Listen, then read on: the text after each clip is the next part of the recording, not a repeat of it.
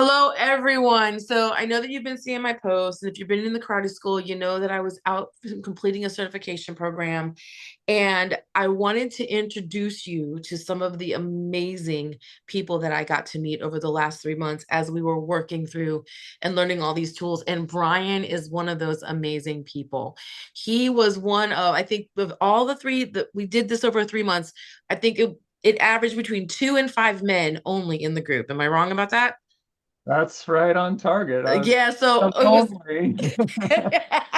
out of, I think we averaged about 38 people were in our cohort.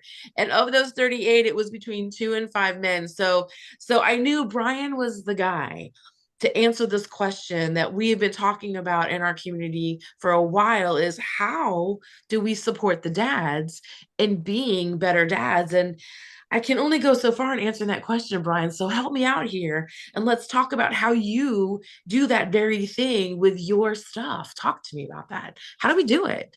How do we do it? We got to connect. Um, Mm, Men are so notorious for being, I've got this figured out. yeah, I've got this. I'm strong. I am solo. I am alone. yeah, Well, we don't yeah. say that, but we say all the others. We have this image that society puts on us that I was going to say the church puts on us, but I don't think it does as much as our world does, our society. It's on that men have to be strong, they have to take care of everything, they have to provide, they have to be solid. So, how do you think we, and we being the women in their community, the women in their lives, whether we're their mothers, their sisters, their like for me, I get to meet a lot of the dads. How can we support them in not feeling like they have to do those things? Is there anything that we can do? My wife just supports me with encouragement all the time. Okay, I get tired or I get bogged down on something. She's like, "You've got this." excellent. Wow, I wish the voice in my head would say that. Thanks, honey. So Yeah. and I would say that's not my love language, but it sure helps. Okay, Helps excellent. a lot. So All right. So uh, staying encouraging. Anything else? just being accepting. Mm, We don't talk, and we need to. And some of us, that's uncomfortable. It's like, whoa.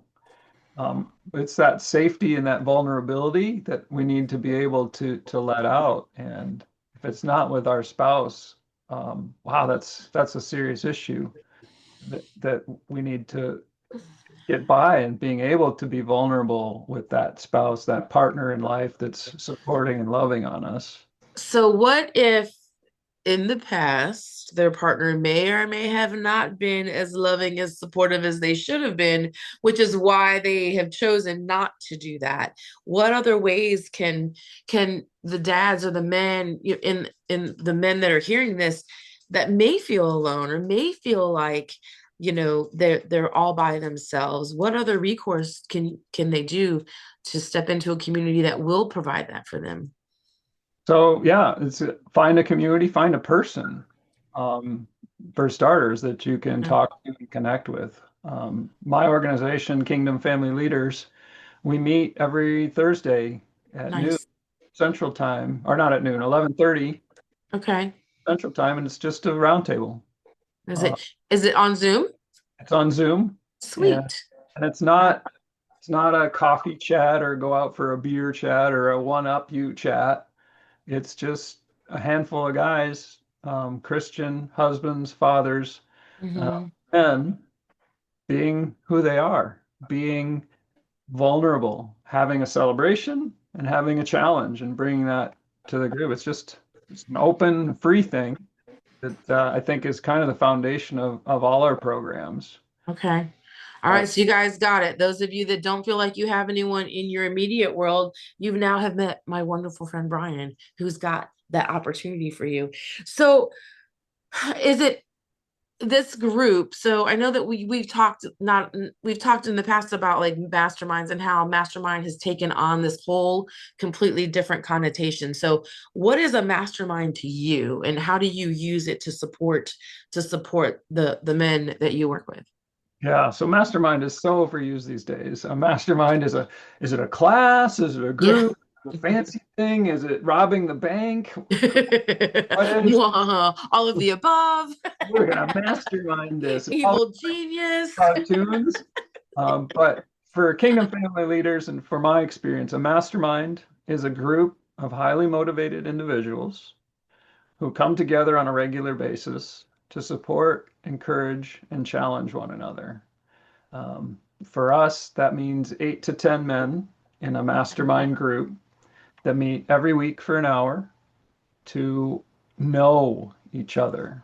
Mhm. It's an intimate group, it's private, and we meet on Zoom. We get together for retreats once or twice a year to get to know each other in person because there's so Mhm. much more power in the in-person events of meeting everybody. Because on Zoom, everybody's 5'10". Tracy's 5'10". Everybody I know on Zoom's 5'10" because I'm 5'10". That's And right. and when And we get it's to those retreats for the first time, the men look at each other and go, "Oh, you're tall. Oh, you're short." And we learn that little nuance, but it's also that intimacy of knowing each other. And by know each other, I mean, who are you? Who are you married to? What your house look like? What do your numbers look like? What are your finances? What is your Mhm. mission in life? What are you doing? What are you building? What are your flaws? All of it.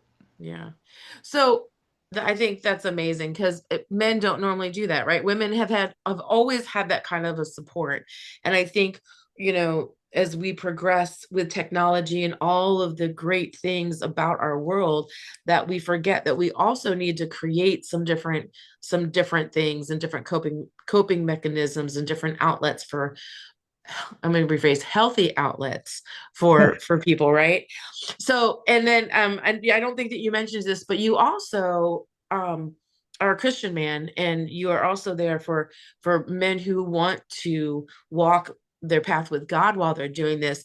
Is it open to men that may not know that that's the path that they want? I guess is the question. Yeah, they're all welcome. God loves all of us, Yes, it does. invites us and wants us to come and Mhm. him. And sometimes, um, oh, that's interesting. One of the things that I've been talking a lot about the last probably year is this philosophy of belong, believe, behave. Mm. Uh, the world sees church as other way around. I have to behave, and then I Yeah, can you're right. That's belong. mind. Yeah. Yeah, That is very interesting. Um, so how did you come about like laying it out like that? that was a sermon from our pastor. Nice. Had these big signs on the board that said behave, believe, belong. And that's how that's the stereotype of church. You have to Mhm. behave before you can go. And then you go there and you start to believe, Mhm. and then you belong. But you have to get through those hoops. You got to behave and you got to believe before you. Yeah. Jesus came down here and he said, "You belong. You So sinner." what does belonging look like though? So like with your definition like that, what does belonging look like? Belonging is being accepted for who you are, where you are, what you are. Like exactly where you're starting from, like the moment. Yeah. Yeah. I think that's why Brian and I get along so well because we both have that similar philosophy that where it doesn't matter where you are. Like we're gonna meet you where you are and take and help you wherever you want to go. And I think that's why we get along so well because there's no judgment, there's no like imposition of being someone that you're not. Like just creating that space for people just to be who they are and celebrate that, right? I was in a conversation just recently with a Muslim turned Christian, and he was just struggling with it. And I'm like, he was struggling with the behave and the belief because he Hmm. just changed his beliefs. And I'm like, you belong. Yeah, He's like, what? Like you belong. yeah. And by belong, actually, he was questioning, how do I have to behave? Mm. And I'm like, let's go to the beginning. Yeah, let's rewind this a little bit. Let's You back it up. belong. Yeah, yeah, yeah. Like, what behaviors do I have to change? I'm like, you don't have to change them. But first, Yeah. you belong. your beliefs will change because of who Mhm. you're choosing to belong, where you're choosing to belong. We're in control of where we get to belong. Yeah, absolutely. Beliefs change, your behavior's automatically going to change. You don't have, it's not the other way around. I And love that. That is so powerful, Brian. Like that belongingness, because a lot of people, you're exactly right. They go for where they think they'll fit in, and they'll go where they think they fit in because they have the behaviors that match the the requisite piece. yeah, Yeah. that, and that goes right into kind of where we were at the beginning is what do these men do? Where are they at? Yeah. I had two times where I was at the pinnacle of life. Everything looked perfect. There was a key word there. Looked. Yeah. Got it. You must be a coach yourself. Yeah. Mm. I Everything think looked perfect. I was like, my coaching program's all set, my software's all set, everything's like is working, everything's in place, and I'm empty, yeah. Yeah. unfulfilled. Yeah. So what is the first step? What is the first step that you found that for people just to and for me it kind of goes back to confidence too, to be confident to step into a group where they feel that they belong, but maybe the other things aren't in place. Like how do they find that besides like they know they have your group, but what are the like I'm thinking my question is like the thoughts and like what are they thinking or what are they saying to themselves so that they know it's time to get on your Zoom call. Like now is the time and to just step into a place where you can be accepted for who you are. What does that look like? So probably a lot of the men I work with are successful men, Okay. but they don't feel it. Hmm. They're like, Yeah. I'm doing everything right. I just don't feel it. Or a step lower or higher, however you want to look at it, is I'm doing everything right. I have the secret struggle. Hmm. Anybody found out about that, Mm. my doing everything right would crumble. Oh yeah. Stuff would just come crashing Uh, down. yeah.